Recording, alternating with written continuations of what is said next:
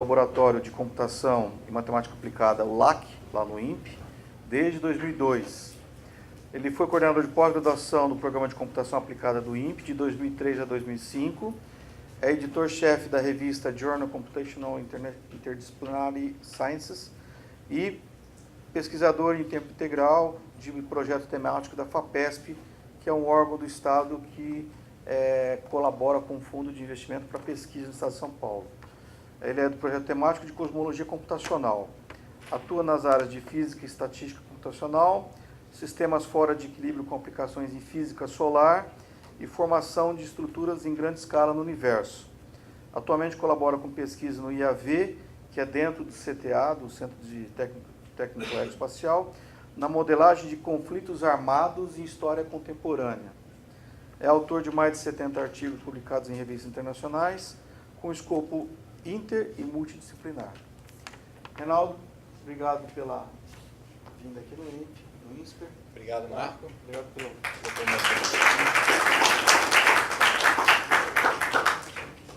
Vou colocar o meu cronômetro aqui, a gente está com o tempo apertado.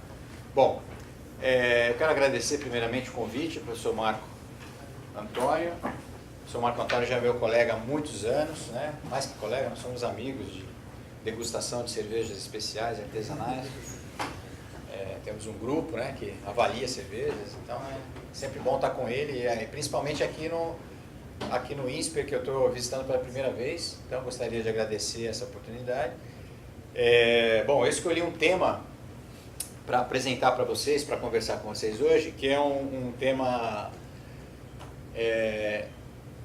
que eu posso classificar como uma ciência emergente. É um tema que tem 20 anos de pesquisa, agora que está ficando um tema bem quente na física e estatística, envolvendo várias áreas de aplicação, que é a endogenia e exogenia. Bom, endogenia e exogenia, endo significa de dentro, para dentro, né? Então, genia é a origem, a família onde está. Então, exogenia é aquilo que foi criado, que existe dentro de algo. E a exogenia, obviamente, né, é aquilo que está fora, foi criado fora, exerce uma função externa a um determinado sistema. E eu quero discutir a endogenia e a exogenia em sistemas complexos. Então, obviamente, eu vou precisar definir para vocês o que é sistema complexo, antes de mais nada, né? E a definição de sistema complexo, ela pode ser realizada de várias maneiras, né? Eu escolhi uma delas, que, inclusive porque vocês são alunos de área administrativa e arquitetura, então tudo que eu vou falar aqui se aplica também à área de vocês. Economia, tá? Então, economia mais ainda. E como subproduto, para a gente mostrar dois exemplos quase antagônicos, eu escolhi aqui o que há em comum entre o estudo da origem do universo, que é um tema extremamente contemporâneo. A cosmologia hoje é uma ciência consolidada, a gente tem um modelo padrão para explicar a origem e a evolução do universo, de forma bem, onde você pode verificar através dos experimentos, tanto é que a cosmologia nos últimos 20 anos já recebeu 3 prêmios Nobel de Física. Então é uma área consolidada do ponto de vista da ciência, principalmente da física. E um outro tema também extremamente contemporâneo, vocês estão acompanhando nas notícias essas instabilidades relacionadas à geopolítica, que é a possibilidade de eclodir um conflito armado em grandes proporções, tal que essa proporção possa ser classificada como uma terceira grande guerra ou uma guerra de proporções mundiais. E eu escolhi esses dois temas porque são dois temas instigantes, né? As perguntas que eu vou colocar no final são perguntas bastante instigantes que eu acho que vale a pena vocês depois discutirem entre vocês e, enfim, procurar saber um pouco mais. Bom, toda essa pesquisa é realizada com um grupo extenso, eu não vou colocar aqui o nome de todo mundo, dos meus alunos, dos meus colaboradores, né? Porque senão... mas no devido momento eu apresento isso.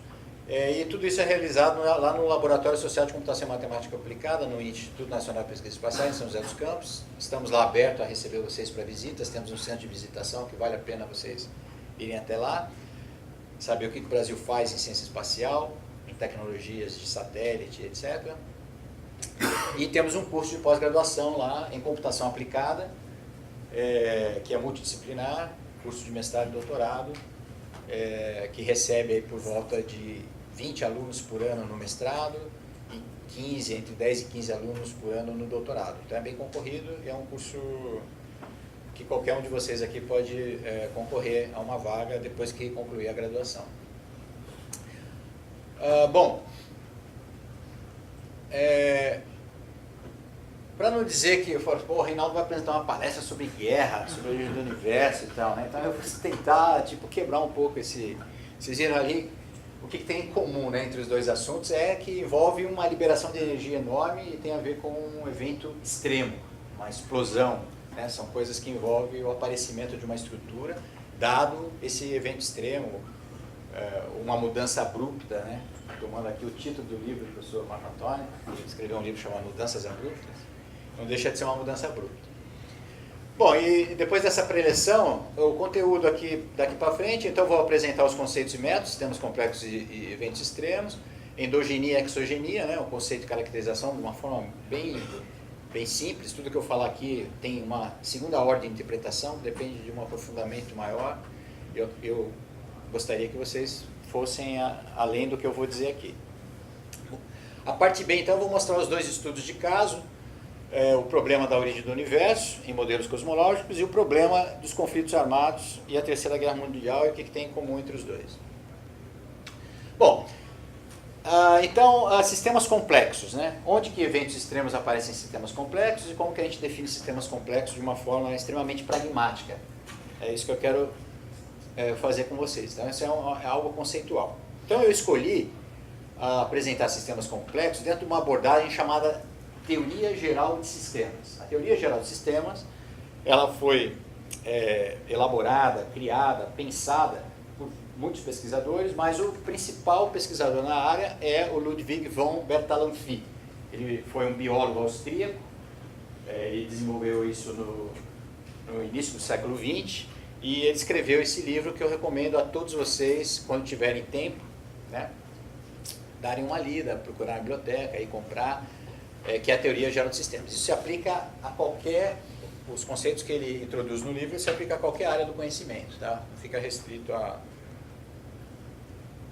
Bom, então, na definição dele, são complexos os sistemas contendo N elementos que apresentam...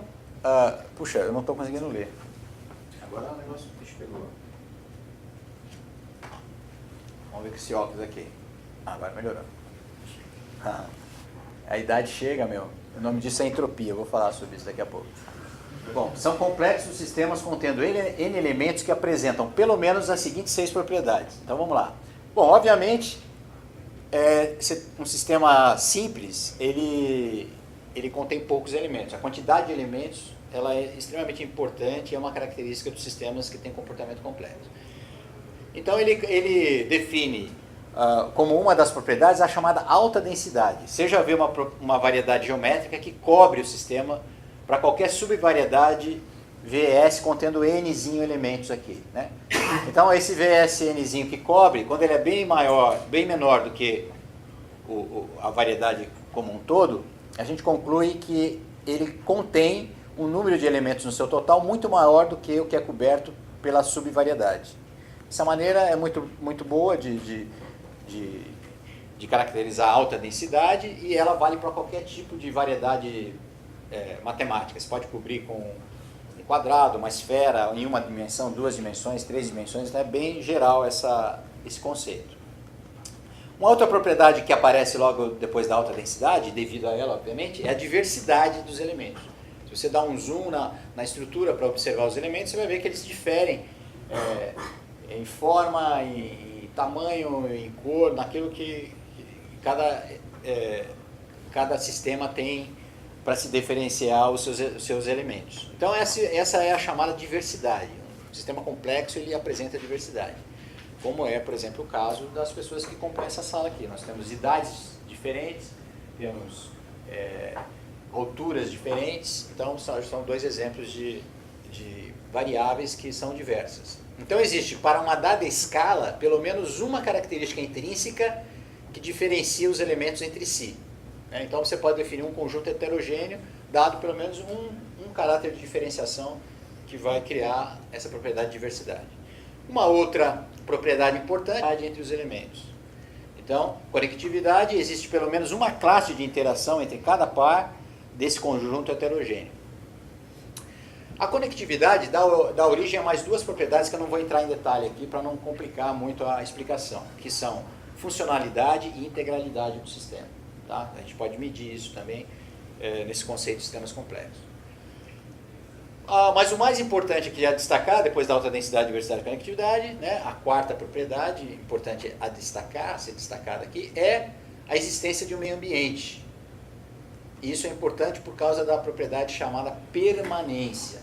Né? O sistema integrado evolui trocando energia, matéria e informação de forma endógena e exógena com o meio ambiente, quer dizer, ele troca internamente e troca com esse meio ambiente. Então aqui já aparecem os termos endógeno e exógeno, adaptando no tempo o seu padrão de conectividade na escala elementar. Então, conforme ele troca energia, ele se adapta. Né?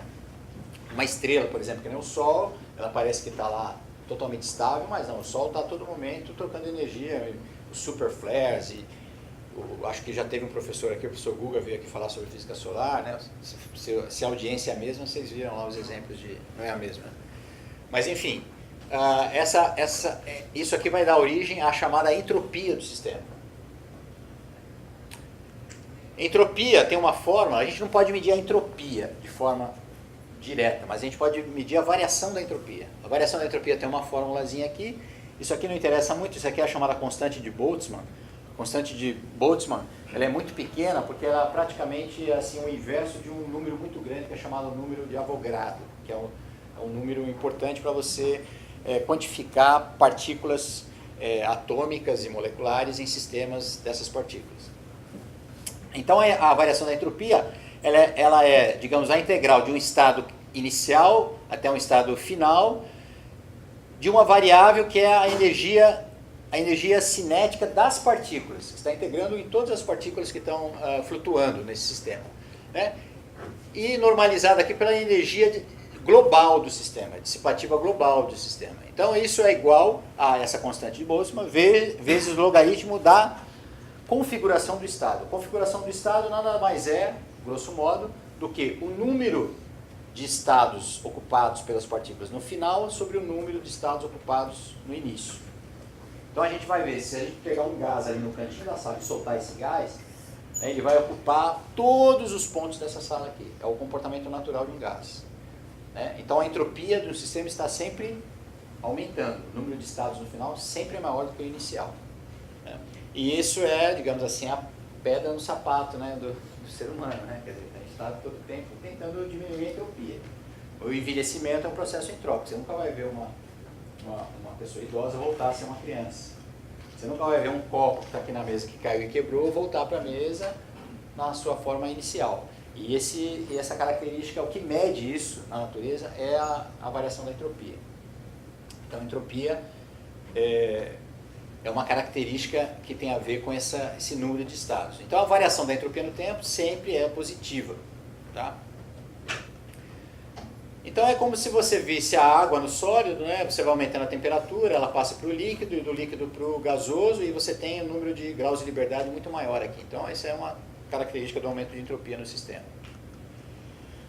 Então o fato de ter explicitamente uma medida de entropia, a quinta propriedade da definição de heterogeneidade dos sistemas é uma propriedade física, chamada característica propriedade termodinâmica do sistema. O sistema tem que ser termodinâmico.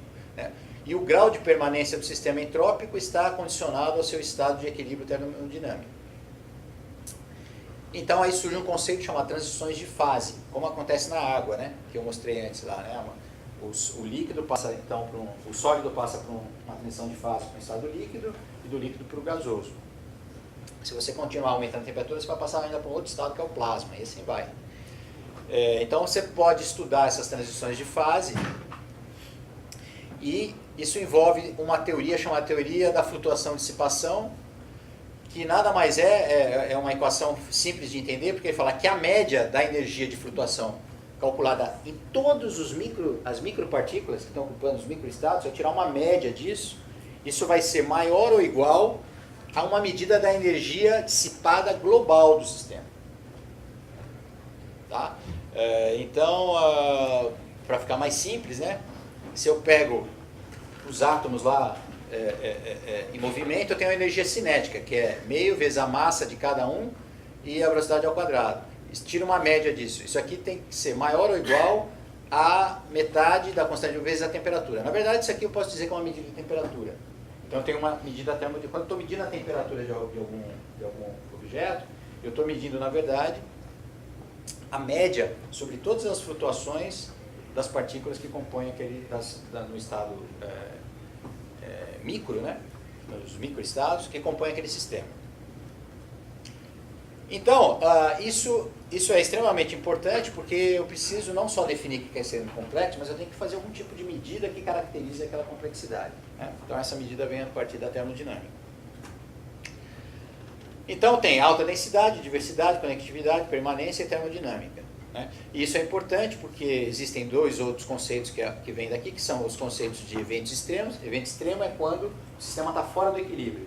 Então, aquela equaçãozinha que eu mostrei antes, quando a energia interna do sistema, por alguma razão, ela é bem maior do que aquela medida média global, isso evidencia que o sistema está fora do equilíbrio. E aí podem surgir os chamados eventos extremos. E além disso, surge um outro conceito, em inglês é Self-Organized Criticality, criticalidade auto-organizada, que mede a capacidade de resiliência do sistema quando ele sai do equilíbrio. Ele sai do equilíbrio, mas ele acaba se auto-organizando internamente e voltando para um determinado estado muito parecido com o estado anterior. Tá? Não exatamente igual, porque a entropia sempre está atuando, mas ele pode, através dessa resiliência, ele volta. Então, quando nós colocamos essa propriedade aqui, nós criamos nós observamos, podemos observar esses três efeitos aqui, um é consequência do outro aqui, né, nesses sistemas complexos. Agora, uma outra propriedade importante é como então se dá a relação, a transferência dessa energia entre essas partículas. Né? Como se dá? Qual é a hierarquia? Existe uma hierarquia, e se o sistema é complexo, em geral, há uma hierarquia. Então, a sexta propriedade de um sistema complexo é a hierarquia, a existência de uma hierarquia.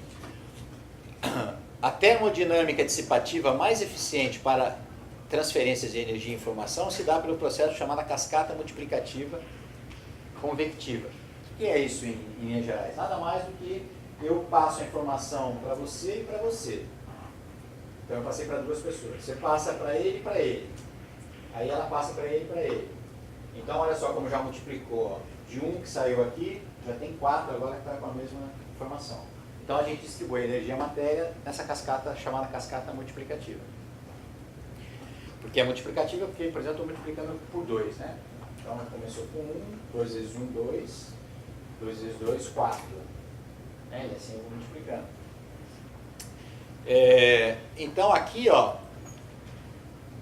isso vai dar para a gente uma função de equipartição de energia. Eu vou ter que dividir a energia do sistema, ou a informação, ou a matéria, né, com esses elementos que estão nessa escala hierárquica. Isso aqui cria então uma autocorrelação. Eu posso medir uma autocorrelação entre os elementos. Isso vai me dar um espectro de escalas de correlação e uma potência do quanto essa correlação pode ser quantificada, o quanto ela é mais intensa ali ou aqui, isso pode ser medido também.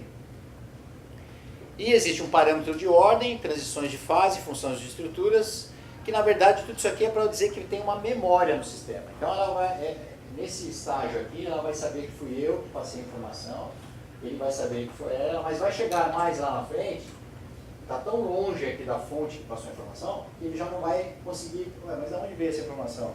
De que estágio que veio? Então você, para descobrir, ou mesmo daqui, onde que está a informação? Ela vai, chega uma hora que eu perco onde é que está, em que nível dessa cascata essa informação está. Então, quem vai medir é uma chamada função de estrutura.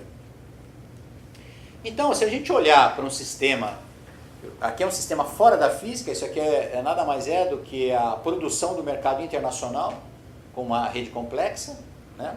Isso aqui é a Câmara Internacional do Comércio que publica e atualiza essa rede complexa, isso aqui é de 2017.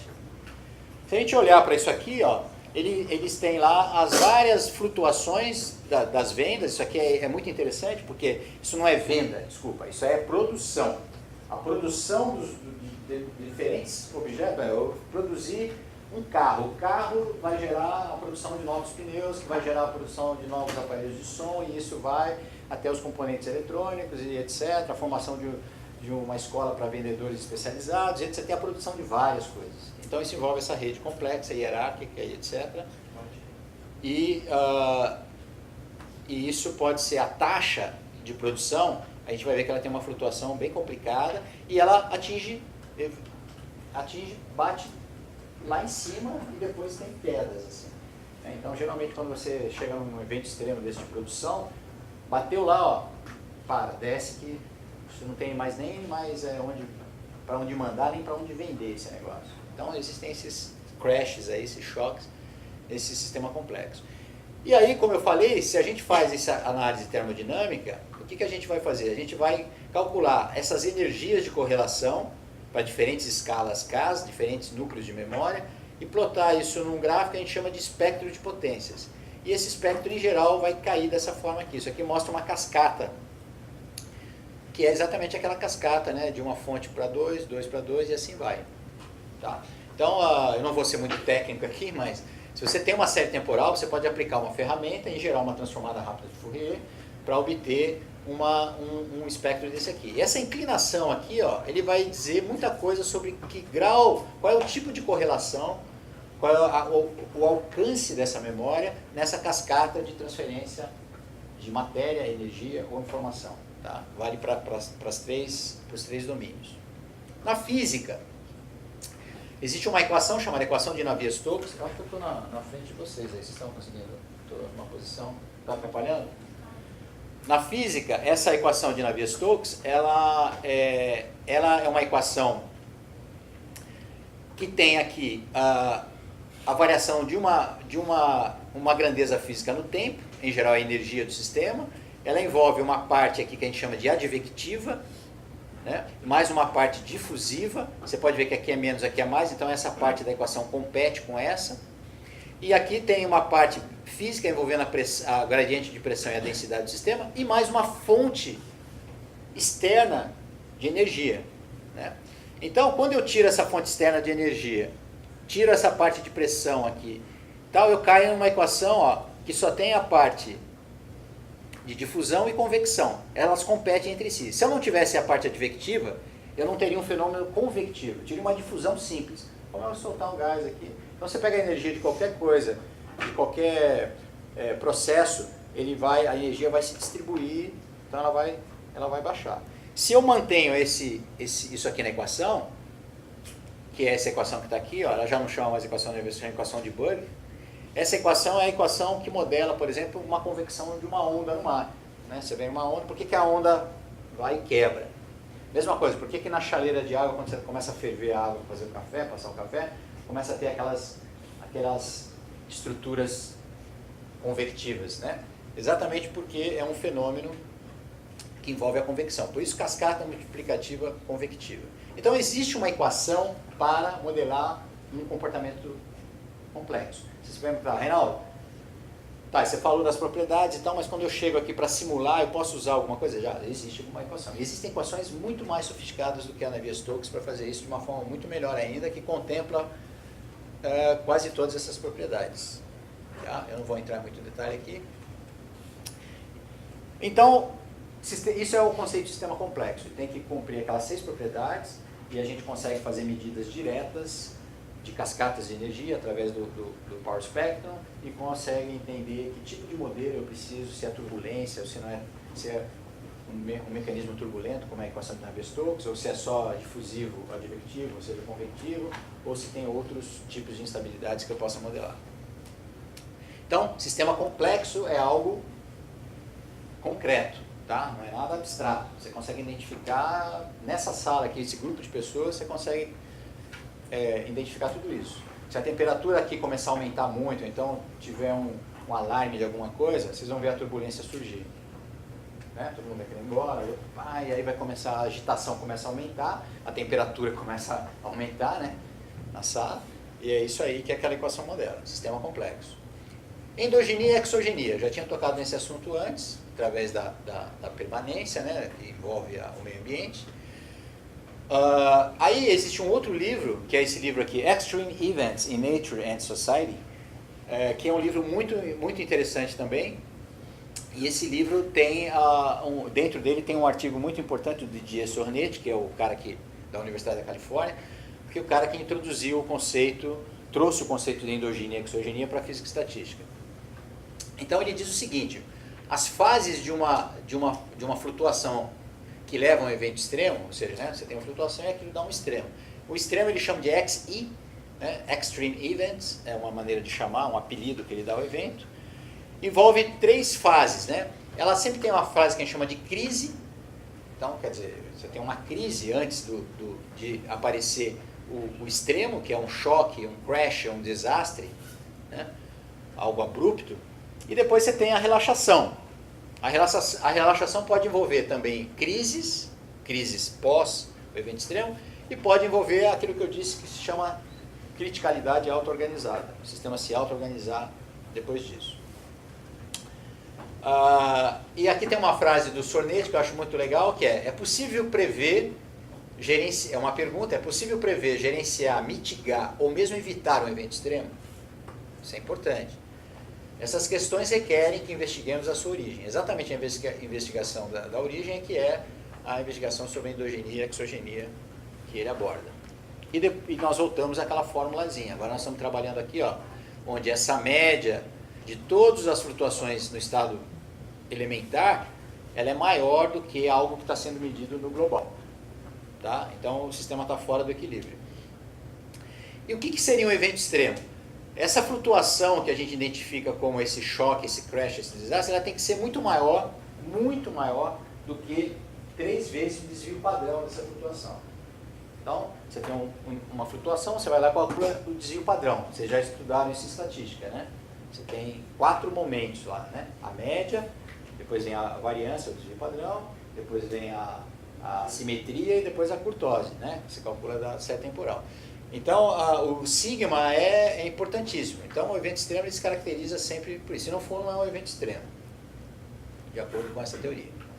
A fonte, a causa da flutuação no regime de crise, ela é interna ou é externa? Essa é a primeira pergunta. Ela é espontânea, essas flutuações são espontâneas, como são as flutuações atômicas, por exemplo, nas partículas, ou ela é forçada. Existe uma força externa que está, uma outra fonte de temperatura, por exemplo, que está aquecendo mais ainda, então isso seria uma forçante externa. Se é interna, ela pertence ao sistema, né? Então o núcleo de memória que eu já toquei antes, que aqui eu estou colocando como K, não é impulsivo, e por isso, após a relaxação, o sistema pode ser auto-organizado. Então veja bem, se é endógeno, né? Se ela é interna, pode haver um evento extremo. E em geral, quando isso acontece, o evento, aí você tem uma auto-organização. Entretanto, existe a hipótese catastrófica, aqui está errado, catastrofista. Um super evento extremo, por exemplo, em geral são exógenos e apresentam um kernel semi-Dirac, ou seja, ele sobe, né, a função delta Dirac é aquela que vai para frente, ele sobe e depois cai. Então, na equação aqui, né, a gente tem uma parte aqui, ó, que é interna, e uma parte que é externa e que depende de uma memória. Eu não vou entrar muito em detalhe técnico, mas isso aqui é aquela cascata que eu já mostrei antes de divisão, né, de energia. Esse kernel aqui, o que tem nesse trabalho aqui? O importante é que ele mostrou que esse kernel de memória, ele vai com o inverso do tempo na potência 1 mais θ, onde θ é exatamente o delay, quanto leva para você levar aquela informação. E quando você aplica o cálculo das escalas, você faz uma coleção de todas as escalas possíveis, né? Você cai então no espectro de potência aqui, você diz que o espectro das potências de K, ele vai com K elevado a menos alfa, a uma potência aqui, ó. Isso a gente costuma chamar de classe de universalidade. Se você coloca aqui menos Se você coloca alfa igual a 5/3 ou 1,66, nós mostramos que essa cascata é uma cascata de um processo turbulento. Então eu quero estudar a água fervendo na chaleira como se fosse um evento complexo. Então eu vou ver que para a água fervendo na chaleira, esse alfa vai ser 1,66. É empírico isso, mas é fantástico, né? E a equação de Navier-Stokes, quando você resolve ela e simula as estruturas, vai lá, você tira o mesmo, 5/3 aparece. Tá? Então cada regime tem uma característica importante. O que o Didier Sonnet mostrou no artigo dele, que foi publicado no Physical Review Letters, a revista mais importante que os físicos publicam. Ele mostrou que fenômenos endógenos, né, quando você tem qualquer fenômeno saindo dessa faixa aqui, o fenômeno é híbrido. Você tem endogenia e exogenia agindo no sistema, como é o caso da turbulência. Agora, quando você encontra uma lei de potência 0,4, esse alfa é 0,4, isso caracteriza endogenia. E quando você encontra 0,7, isso caracteriza exogenia. Que é uma maneira muito interessante de você ir atrás dos dados. E como é que ele fez esse estudo? Como é que ele concluiu esse estudo? Ele concluiu aplicando em vários sistemas não físicos, sistemas onde você pudesse observar exatamente como é que se dá esse processo de cascata multiplicativa. E o mais interessante que ele encontrou foi a venda de livros. Então aqui mostra a flutuação de dois livros diferentes, né? E qual que é a diferença da flutuação da venda desse livro que está em verde e da flutuação da venda desse livro que está em púrpura ali. O primeiro é um livro muito bom, é um livro que tem uma qualidade muito alta, e é um livro que a venda subiu, atingiu um pico de vendas, dada a cascata multiplicativa de propaganda de pessoa para pessoa. Eu li o livro, puxa, achei ótimo, vou lá falar para você, lê esse livro. Aí fala para o outro, lê esse livro. Então pode ter mais do que, aí vai, e você vai. Isso leva um tempo, aí vai atingir Então isso é uma endogenia. Essa propaganda já é prevista no sistema. E levando em consideração as propagandas normais também, de livro, etc. Né? Você faz propaganda na internet, você manda panfleto, enfim, cada editora tem o seu... Todas essas são produções endógenas. Esse livro aqui, é um livro tão bom quanto o outro, né? A princípio, mas chegou uma hora, como as vendas não sobem, que o cara consegue uma entrevista naquele programa da Ofra. A Ofra, né? Tinha esse programa nos Estados Unidos lá, Ofra, né? Como se fosse o Jô aqui. O ex-programa do Jô agora é o Bial que está entrevistando. Mas enfim, se fosse um programa desse, de altíssima audiência, e aí o cara vai lá e compra uma entrevista, né? Você sabe que existe isso também, né? Você compra uma entrevista lá, vai olhar o teu livro, aí a pessoa, o Jô pega o livro e fala, nem leu o livro, mas ele olha, eu li já esse livro, está muito bom, pessoal, esse livro é muito bom. Pronto. Aí o que acontece? Puf, exogenia. Esse aspecto não estava sendo levado em consideração no sistema. Alguém bancou aquilo com muito dinheiro, etc., que precisava. Então aí você tem esse pico de exogenia aqui, e aí cai. Tá? Então esse fenômeno de endogenia e exogenia, depois de ele estudar mais de 10 mil séries temporais em diferentes sistemas, ele concluiu que essa lei de potência é uma conjectura, até que prove-se em contrário, mas é uma classe de universalidade para todos os fenômenos endógenos e exógenos. Tá? Fez um estudo bastante criterioso. Então, dado isso, a gente pode dizer que mais ou menos o padrão, se você tira a flutuação, você tem uma tendência sem as flutuações. Então, a endogenia ela sobe mais lentamente, depois ela cai, depois ela começa a se auto-organizar e pode chegar de novo a né? Isso tem um ciclo. Isso é chamado de criticalidade auto-organizada. Já a exogenia, em geral, ela vai, atinge esse pico, cai e não vai mais, a não ser que você aplique de novo aquela técnica exógena. Se você não custou muito caro levar o cara no jogo, não vai mais. O livro é tão ruim, todo mundo comprou, depois não rola mais, entendeu? Aí o negócio vai ficar aqui, ó, amarrado e não vai. Então deu para entender bem a diferença entre endogenia e exogenia, a observação disso em séries temporais, né? Isso aqui envolve um processo estatístico chamado processo de Poisson, né? Isso leva à complexidade no espaço e no tempo. Note que eu estou falando dos dois domínios. Tem a correlação no tempo e tem a distribuição no espaço. Então vamos dar exemplos agora de sistemas complexos com ocorrência de eventos extremos, né? Então, eu vou dividir isso bem grosseiramente em 5 tipos de sistemas, tá? Estou chamando de sistema complexo. Então, aí você pode identificar dentro do sistema complexo. O primeiro sistema complexo que eu quero destacar aqui é a cosmosfera. Então, vamos chamar a esfera do cosmos, tudo que está no cosmos, ou seja, estão em escalas muito longe daqui do nosso planeta, né? Então, a gente observa, primeiro, o evento mais importante que tem, que foi a criação do universo. Então, esse é o Big Bang, né? Chamado Big Bang, a origem do universo. O universo surgiu, depois teve uma série de processos físicos extremamente importantes, envolvendo a mecânica quântica, etc., até chegar na formação das galáxias, que é aqui onde estão as estrelas, em torno das quais existem os planetas, onde nós vivemos. Né? No caso, a Terra, por enquanto. O único planeta conhecido com vida até agora. A formação de estrutura, né? Aqui é o colapso gravitacional entre galáxias, eles vão formar esses clumps, né? Onde você tem aqui cerca de mais de 1 bilhão de galáxias juntas, né? Em cada galáxia você tem 100 bilhões de estrelas, né? Então é extremamente densa essas regiões aqui, e isso também, quando você aplica as técnicas, você vai ver que são eventos extremos ao longo do tempo. Um outro evento interessante são as supernovas, a explosão de supernova, né? Então, supernova é uma estrela que chegou no final da vida dela e ela explode de maneira, né? Não é toda a estrela, depende da massa inicial dela, mas a estrela, quando explode supernova, ela pode estar tão longe que a energia dela atinge regiões de distâncias cosmológicas, né? Então, por isso que é importante, a expansão do universo, que é acelerada, ela foi descoberta exatamente dada a observação de supernova. Você pegar um bombril lá, que você usa para você ou sua mãe, não sei quem usa, mas você passa lá o bombrilzinho, né? Você pega o bombril, amassa o bombril, aí você pega 10 unidades desse bombril amassadinhas. Você coloca a distância de 10 metros cada uma nessa sala. Cada bombril desse é uma galáxia, com 100 bilhões de estrelas. Tá?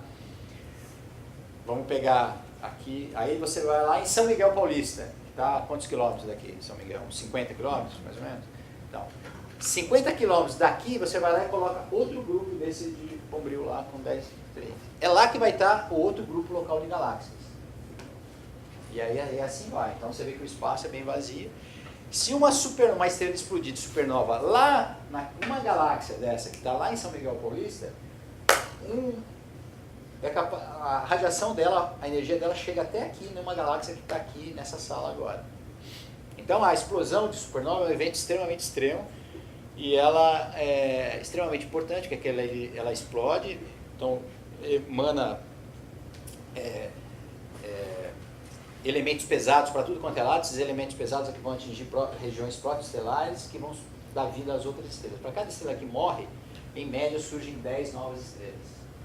A eficiência de reprodução é extremamente alta. É um tipo de auto-organização, tá? E aí fica aquele remanescente supernova. A outra são os flares solares, que eu já falei, também são eventos extremos, e tudo isso aqui acontecendo então nesse sistema que chama cosmosfera. E a gente pode analisar cada um desses aqui como se fosse um sistema complexo também. Tá? O outro conjunto aqui, que pode ser considerado complexo, onde nós observamos a ocorrência de eventos extremos, é a nossa atmosfera. Né? Começar com a extinção dos dinossauros, atingidos por eventos da cosmosfera. Os raios, os tornados, os furacões são exemplos de eventos extremos. Um outro conjunto aqui é a troposfera, né? As queimadas, por exemplo. Não todas queimadas, mas existem queimadas que chegam a ser classificadas como eventos extremos. A erupção de vulcão e os tsunamis, né? O que é isso aqui?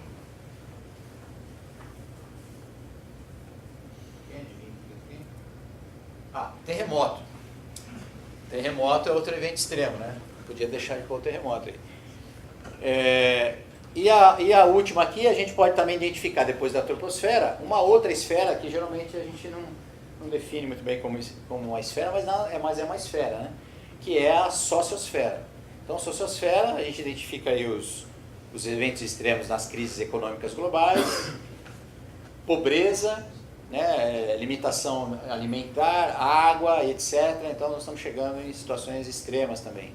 Epidemias, ataques terroristas e guerras, né? As guerras que são os conflitos armados, onde o mais extremo de todos é exatamente um conflito armado que envolve a ignição de bombas nucleares.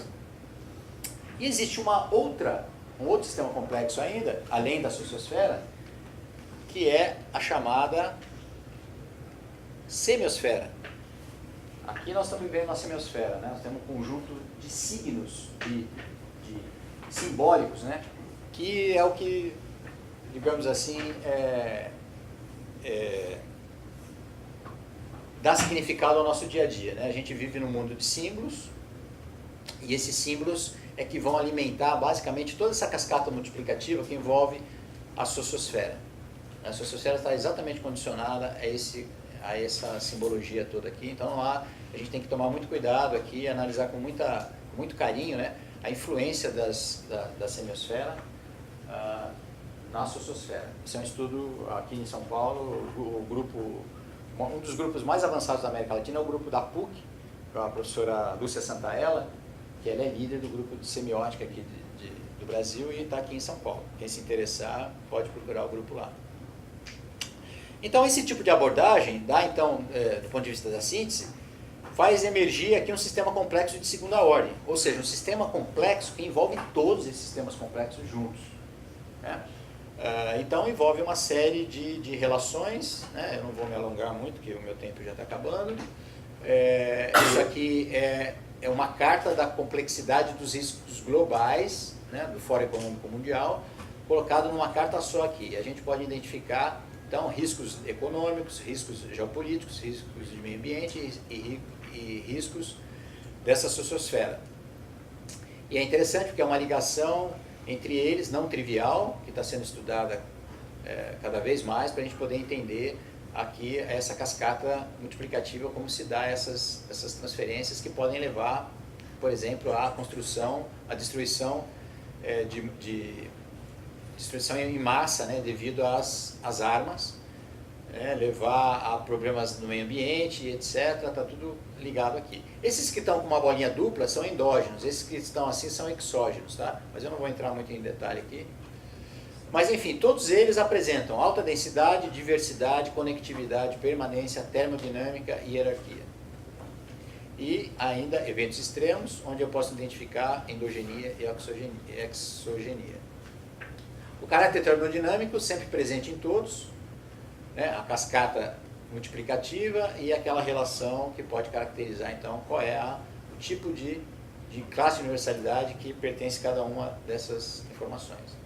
Então, para concluir o meu seminário aqui para vocês, eu vou escolher essa matriz dos dois eventos opostos e mostrar endogenia e exogenia em cada um deles. Eu vou pegar aqui a origem do universo e a Terceira Guerra Mundial, que na sua condição mais extrema seria utilizando as bombas nucleares. A origem do universo e os modelos cosmológicos, né? Os modelos cosmológicos, o chamado modelo padrão, ele parte do princípio que as flutuações quânticas estavam condensadas numa estrutura de densidade infinita e escala tendendo a zero.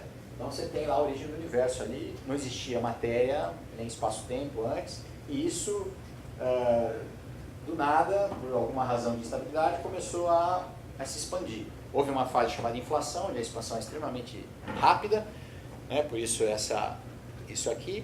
E depois de 400 mil anos desse evento, né, o fóton, a radiação conseguiu escapar da matéria. Foi criado então espaço para essa radiação flutuar e ser medida. Então a gente só consegue observar o universo 400 mil anos depois que ele surgiu. Segundo a teoria do modelo padrão, o universo tem aproximadamente 13,7 bilhões de anos. E a radiação cósmica de fundo, que vocês já devem ter lido pelo menos uma vez na vida, em alguma revista de divulgação, que a gente mede a radiação cósmica de fundo, em micro-ondas. Ela é aquela radiaçãozinha que você vê na televisão quando não tem nada, um chuvisco só, 3% daquilo ali é proveniente da radiação cósmica de fundo, da origem do universo. E isso evolui, né, de uma forma em expansão, né, ele e obviamente vai esfriando, era muito quente, a temperatura vai caindo e vai dando então condições de formar estruturas sólidas.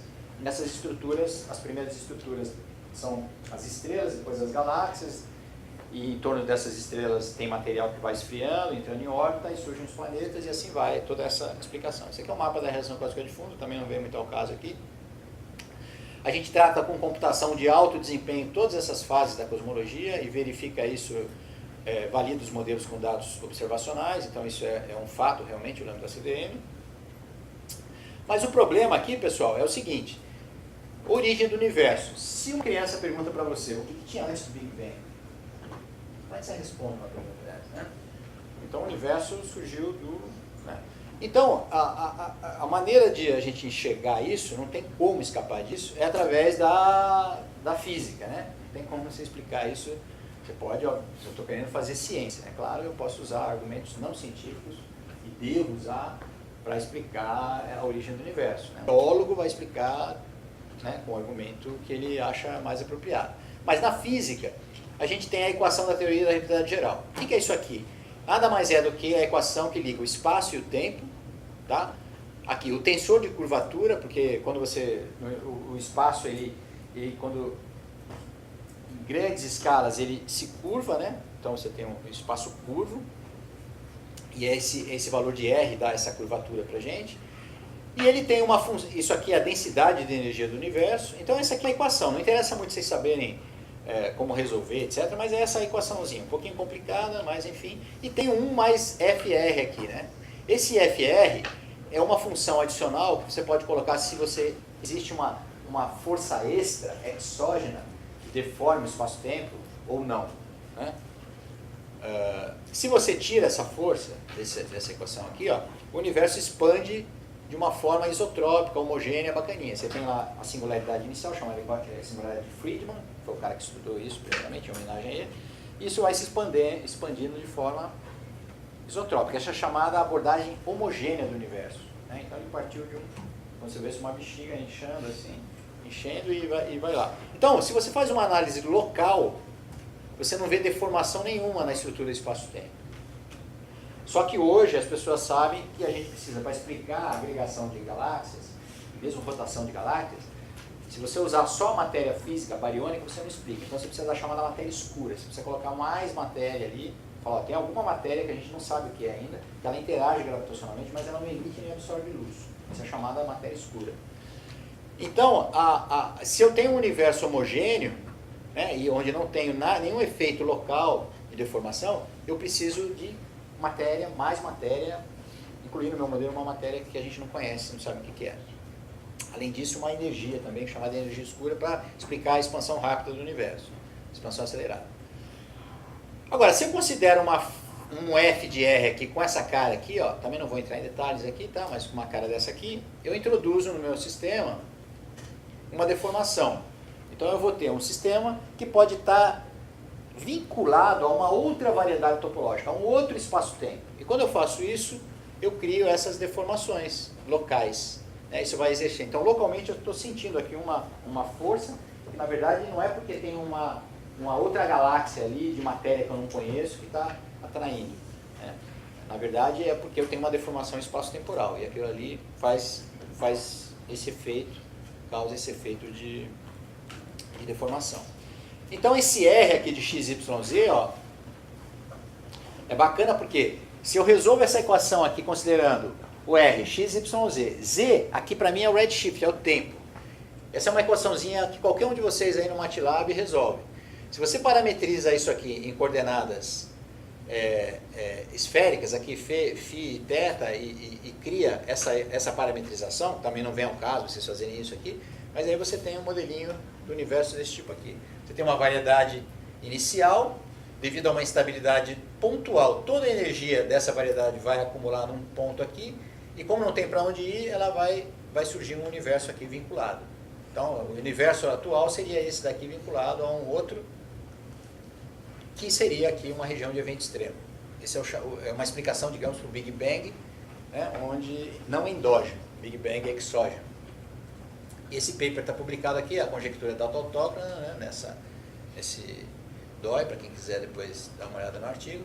Mas a autóctona é interessante porque ela é uma curva, né, aqui é um toy model para mostrar em uma dimensão. Na verdade, tudo isso aqui é toy model, porque isso aqui teria 4 dimensões, né, 3 espaciais e temporal. Mas o que é a tautógrada? A tautógrada é uma curva, uma curva no espaço-tempo, onde toda a energia que chega aqui e vem daqui, elas vão chegar juntas nesse ponto. Então, se você está colocando toda a energia aqui e o espaço-tempo não existe, você tem que criar um espaço-tempo para aquilo, para acomodar esse acúmulo de energia que está aqui.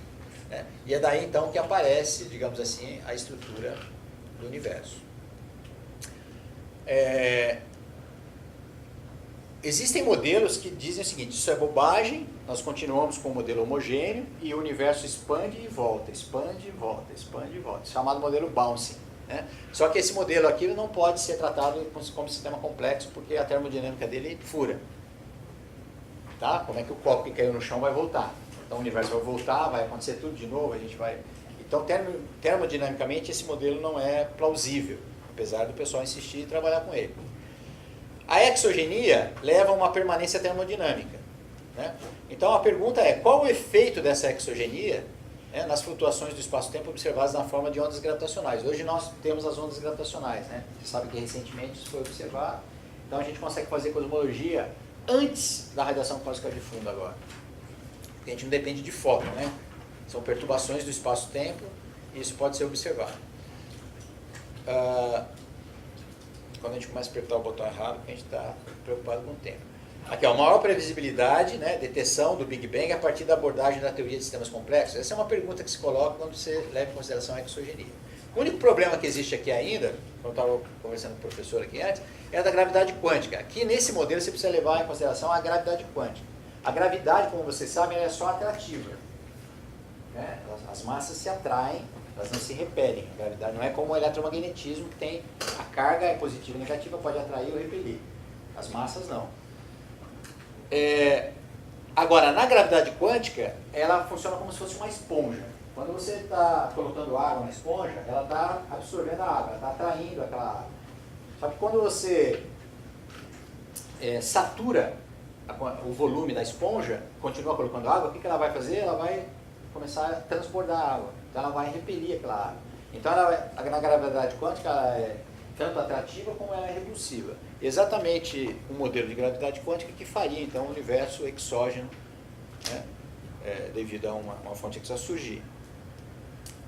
Então é isso aí, esse é o problema da exogenia. E outra, percebam que para esse modelo, para esse estudo de universo, eu estou olhando para trás, no passado. Então estou buscando uma explicação exógena para colocar o universo dentro de sistemas complexos.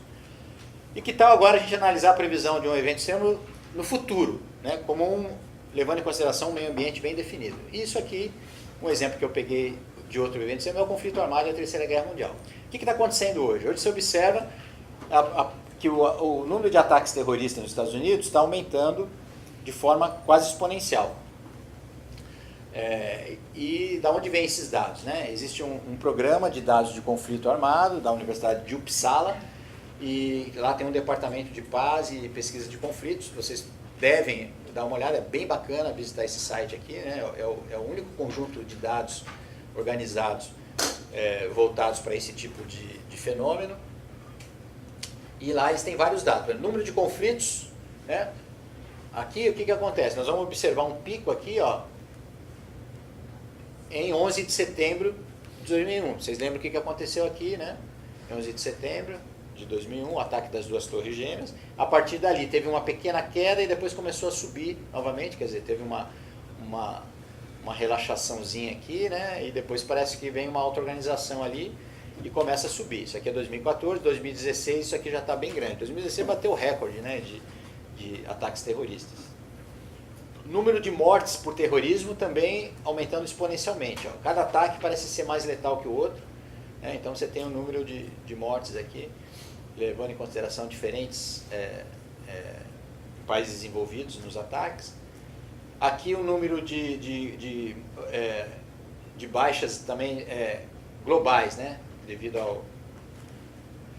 Aqui os alvos nucleares no território americano. Então, dado todo esse problema de conflito armado e tal, e que os terroristas hoje podem fazer uso de armas nucleares, isso que é o mais interessante, então esses são alvos identificados pelo Programa de Segurança da ONU em relação aos Estados Unidos.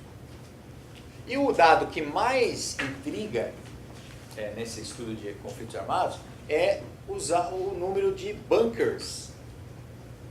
O número de bunkers nos Estados Unidos, ó, crescendo, né? Então existe o Bay Nuke. Nuke é uma abreviatura para arma nuclear, né, que eles usam, né? Então existe o Bay Nuke 11, que vai até 11 metros de profundidade, e ele pode abrigar até 20 pessoas, né? Já existem 256 bunkers nos Estados Unidos. Isso são bunkers identificados, oficializados, tá? Autorizados pelo governo. Bunkers que vão até 22 metros, né? Pode abrigar até 100 pessoas, já tem 48. Os bunkers que vão até 44 metros, tá? E aqui bunkers que vão até 88 metros, pode abrigar até 500 pessoas, já tem 32. Então isso aqui no total dá um abrigo para cerca de 40 mil pessoas, tá? Daquilo que é registrado oficialmente. Quer dizer, alguma coisa estranha, se não for só um oportunismo econômico sobre uma sociedade paranoica, né? Se for mais do que isso, a gente não sabe o que vem por aí. Mas no modelo que nós estamos estudando, nós estamos com esse trabalho aqui que a gente vai publicar no livro da Springer, né? Então aqui o pessoal que está trabalhando comigo é a Niyalakshi, a Joshi Niyalakshi, que é uma indiana, o Paulo Bach e o Elcio Shigemori, que vai sair nesse livro aqui em 2018, Modeling and Forecasting Disasters, da Springer. O que a gente aborda ali? Nós temos a série temporal, né? Isso aqui é a Primeira Guerra Mundial, 1918, pico, 1945. Depois nós tivemos um período chamado de Cold War, bem longo, né? Da Guerra Fria. Principalmente os protagonistas aqui é Rússia e Estados Unidos. Antes da Segunda Guerra, a gente teve um período de guerra, pode ser chamado Guerra Fria também, pelo número de isso aqui é o número de baixas em conflitos ligados à guerra, tá? Baixas em conflitos ligados à guerra, tá? E essa flutuação flutua dependendo do nível de pacificidade e o nível de belicismo envolvendo esses conflitos. Então isso aqui vai, Primeira Guerra, Segunda Guerra, cai, e aqui, depois do ataque das Torres Gêmeas, esse nível de conflito ficou sempre alto, dentro do que a gente chama de uma guerra morna. Então nós já estamos em estado de guerra, a gente não está no estado de guerra fria mais, né? Tudo isso que vocês estão assistindo aí, através a gente não sabe qual é o peso da mídia nisso também, né? Entra a semiosfera aí, tem todo o professor Marquinho, é um crítico da possibilidade de uma guerra, né? De certa forma eu também sou, mas a pergunta é para onde isso está indo, né? Então existem duas abordagens. A primeira abordagem, a grande guerra exógena. O que seria a grande guerra exógena? Um evento quase imprevisível, de desfecho rápido e relaxação longa e baixa resiliência. Seria um conflito catastrófico, tá? Ele é pouco provável. Por quê? Porque ele não levaria a vitória de nenhuma das partes envolvidas. Provavelmente não vai ter um self-organized criticality aí, ou se for, vai ser porque os ETs vão aparecer e ajudar. A gente chama isso da guerra insana do Einstein, né? Einstein disse, eu não sei muito bem quais são as armas que serão utilizadas na Terceira Guerra Mundial, mas na Quarta eu sei exatamente quais são, paus e pedras. Essa é a frase do Einstein. Então, essa seria a guerra insana. Uma guerra dessa, pessoal, eu estou com o professor Marca, né? Ela é muito improvável, né? Seria assim, o cúmulo da... Né? Seria mais ou menos que cenário seria esse? Seria o cenário agora da Coreia do Norte lançar um míssil contra Guam, os Estados Unidos rebater, eles lançarem em cima da Coreia, destruir metade da Coreia, a Rússia se doer, a China se doer, aliarem-se contra os Estados Unidos, e aí começa uma guerra insana de bomba nuclear aqui e ali, tá. Quem vai se salvar são os 200 mil pessoas que estão protegidas nos bunkers. Não sei. Pouco provável, porém, digamos assim, 1% de probabilidade de acontecer. É zero. Seria zero porque a gente não sabe até onde vai a loucura humana. Mas qual é a outra guerra? É só exógena? Não. Aqui vem uma resposta exatamente do trabalho que a gente está fazendo junto com os militares, né? Com o sistema de geointeligência do Centro Técnico Aeroespacial. O que seria a guerra endógena? Um evento quase previsível, uma endogenia, lembra que a endogenia, né?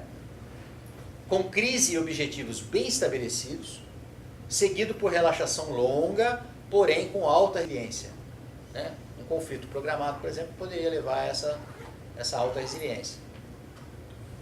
Há um provável estado de guerra morna já, já deliberadamente instalado. Mas como pode ser isso, né? Isso é chamada pelos militares de guerra protocolar. A guerra protocolar levaria um modelo de esterese, né? Então, se é uma guerra exógena, né? Então, se aqui eu coloco o fator de endogenia contra o grau de conflito, a Primeira Guerra Mundial é essa aiazinha pequena aqui, ó. A Segunda Guerra é essa maior, a Terceira Guerra seria essa daqui. Aqui é o estado de paz e aqui é o estado de guerra absoluta. Né? Então, numa guerra comum, sai do estado de paz, vai aumentando aqui o fator de endogenia, o grau de conflito chega na guerra, depois volta e realimenta. Então, na exogenia, nós teríamos só 3 guerras. A primeira, a segunda e a terceira. Acabou. Essa é a esterese do sistema. Acabaria na paz absoluta, mas a paz absoluta, graças a não ter mais seres humanos na paz na Terra. Né? Seria mais. Agora, o modelo endógeno, não. O modelo endógeno é o seguinte, primeira guerra, segunda, terceira, quarta, quinta, e vai embora, meu amigo. Enquanto der para fazer guerra, os caras estão fazendo. Porque existem. Mas por que isso? Isso aqui é mais ou menos a distribuição das forças hoje aí no mundo, eu não vou entrar em detalhe. Se tivesse a guerra exógena, isso aqui seria a guerra exógena, é pouco provável. Mas quais são os 2 possíveis motivos de uma guerra protocolar endógena? Né? Então entra a primeira motivação, existência de alvos específicos. Qual é o primeiro alvo específico hoje, assim como os judeus foram um alvo específico na Segunda Guerra? Os terroristas, os países onde esses terroristas nascem, são treinados e aprendem a trabalhar. Então, alvo específico, terrorista. País, vários, né? O mais expoente deles, o Irã, por exemplo. Então, os Estados Unidos adoraria poder lançar uma bomba em cima do Irã e acabar com o Irã. Ele pode fazer isso? Não. No estado de guerra, ele pode? Pode. Que é o pobre do mundo que está competindo, que vai competir muito por comida e água e energia nos próximos 20 anos. As projeções não são projeções muito tranquilas. Né? Então, por incrível que pareça, na mente desses caras, né, dos superpoderosos, né, dos senhores da guerra, eles veem nós aqui como simples números. Né? Então, principalmente as pessoas de baixa população. Então, numa guerra, num estado de guerra, você também pode, digamos, fazer um controle populacional. É terrível falar isso? É. Mas os militares discutem isso como se fosse degustando cerveja artesanal. Acredite se quiser. O segundo grande motivo é talvez a emergência de uma nova ordem econômica e geopolítica. Né? Os dados mostram isso. Né? Se você pegar os países ex-comunistas, né, ou ainda, digamos, de ideologia comunista, China, a Rússia e aqueles que hoje pertencem ao BRICS, inclusive o Brasil está no BRICS junto com a Rússia, né? Então a gente não sabe o Brasil seria aliado de quem, né? Numa guerra que tivesse um confronto por instalação de uma nova ordem econômica geopolítica, né? Então você vê que a China aqui está despontando, se você somar a China com os outros, eles ultrapassam hoje os Estados Unidos. E tem um índice muito interessante, que eu não consegui trazer a curva aqui, não deu tempo de baixar isso e atualizar, que é o seguinte, tem um índice que envolve o IDH e o Produto Interno Bruto dos países. É a primeira vez que em 200 anos, se você pegar o da China e da Rússia junto, eles ultrapassam os Estados Unidos. E o dos Estados Unidos está em queda. Segundo os especialistas, isso mostra que os Estados Unidos está no seu limite. Tá? Então seria o momento oportuno para se instalar no mundo uma nova ordem econômica e geopolítica. Então talvez isso só seja possível através de uma guerra protocolar. A guerra protocolar seria uma guerra onde os líderes do exército se sentariam aqui na mesa e a gente, vamos fazer a guerra? Vamos, eu aceito, então perder para você, não tem outro jeito. Né? Então eles fazem uma guerra protocolar. Parece insano isso? Também seria uma guerra insana, mas é uma guerra possível, segundo os estrategistas militares. Então vamos lá, para concluir as principais conclusões. Né? Os eventos extremos podem ser estudados através da teoria de sistemas complexos, fora do equilíbrio termodinâmico. É isso que eu tentei mostrar para vocês. Estudos de caso da cosmosfera. Exogenia, maior poder de previsão e decisão, no caso do modelo do universo. Se eu não considero exogenia, o sistema não tem meio ambiente. O universo não interage, não troca energia com nada. Eu não posso aplicar essa teoria de sistemas complexos com essa abordagem termodinâmica, ou seja, eu não poderia medir uma lei de potência exógena através de uma detecção de ondas gravitacionais, seja lá o que for. Né? Então, a princípio, né, se a gente procurar por uma lei de potência nos dados, se a gente encontrar 0,7, por exemplo, um sinal de exogenia, é um bom índice observacional para um modelo exógeno, né? Você tem um universo vinculado, digamos assim, você possa fazer física antes do Big Bang. Então isso ocorre quando eu considero os chamados modelos alternativos não homogêneos. O estudo de casos sociosfera-semiosfera. Exogenia, menor poder de previsão e decisão. Então é o oposto, né? Nesse caso aqui, quando eu estou olhando para o passado, a exogenia é melhor, quando eu estou olhando para o futuro, a endogenia, a exogenia é pior, né? A exogenia é muito improvável aqui. E então o processo mais provável envolveria um self-organized critical, uma endogenia, que é a chamada guerra protocolar. Apesar de ser uma guerra secreta, uma guerra não convencional, mas ela é uma guerra possível, segundo os estrategistas, né? Então, os dados deveriam mostrar isso para a gente, né? Nós estamos trabalhando agora com esses dados, isso aqui é um trabalho que vai ser publicado em breve, eu posso até mandar para o seu Marco, depois o Marco divulga para vocês. Portanto, a relação endogenia e exogenia, ela é não trivial, principalmente se envolvendo previsões relacionadas ao futuro ou ao passado de um sistema complexo, né? Essas coisas são ainda complicadas e é um trabalho em aberto para a gente continuar a pesquisa e aplicando não só nesses extremos aqui, mas em outros sistemas, principalmente ligados à área que vocês estudam aí, administração, economia, enfim, toda essa área de ciências humanas, ela está aberta para a aplicação dessas abordagens envolvendo sistemas complexos, eventos extremos, endogenia e exogenia como fonte da origem do evento que é importante caracterizar. Bom, consegui chegar até o final, eu acho que não sei quanto tempo levei.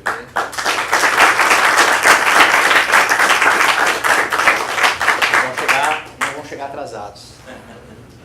Tá, desculpa, pessoal. Quem quiser, quem não tiver aula, quiser continuar conversando, fica aqui. Tá? Obrigado.